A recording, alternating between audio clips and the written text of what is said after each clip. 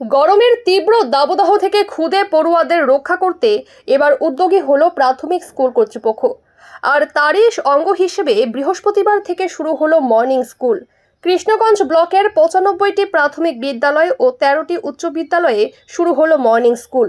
প্রসঙ্গত, গত কয়েকদিনের তীব্র দাবদাহে স্কুলে পড়তে আসা পড়ুয়াদের গরমে ব্যাপক কষ্টের সম্মুখীন হতে হচ্ছিল। এর ফলে বহু ছাত্রছাত্রী স্কুলমুখ হচ্ছিল না।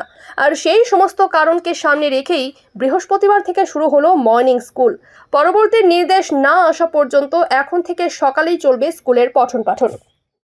দুপুরবেলায় বিদ্যালয়ে পড়া করতে খুবই অসুবিধা হচ্ছিল এবং কাল রাতে আমরা জানতে পারলাম যে আজ থেকে আমাদের মর্নিং স্কুল শুরু হলো এবং আজকে আমাদের ক্লাসে কালকে ষষ্ঠী ছিল, যেহেতু আজকে আমাদের ক্লাসে বেশ কিছু ছেলেপিলেই আসেনি।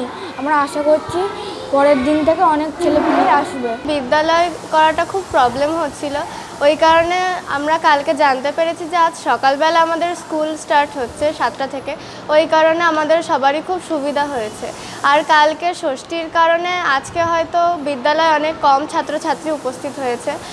কালকে থেকে আমরা আশা করছি সবাই স্কুলে বিদ্যালয়ে উপস্থিত হবে।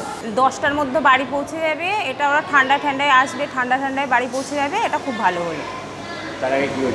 তার আগে দুপুরবেলায় বাড়ি ওই অত রোদ্দুরের মধ্যে যেতে অসুবিধা হচ্ছিল বাচ্চাদের নিয়ে, গরম লাগছিল ওদের, আমাদেরও লাগছিল। আর ওদের তো ওই এত গরমের মধ্যে রাস্তা আরও তেতে যাচ্ছিল, বাড়ি যেতে খুব অসুবিধা হচ্ছিল, গরম লাগছিল ওদেরও, এটাই অসুবিধা হচ্ছিল।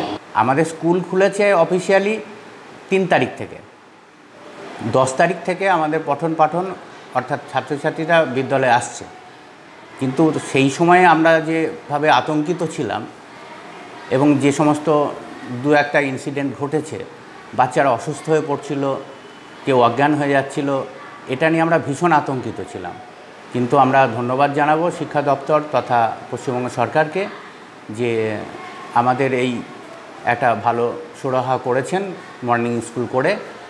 ছাত্রছাত্রীরাও অনেকটা সুষ্ঠু স্বাভাবিকভাবে তারা বিদ্যালয়ে আজকে এসেছে এবং আশা করি আগামী দিন থেকে আমরা যথারীতি পূর্ণমাত্রায় বিদ্যালয়ের ছাত্রছাত্রী নিয়ে আমরা পঠন পাঠনের কাজ শুরু করতে পারব।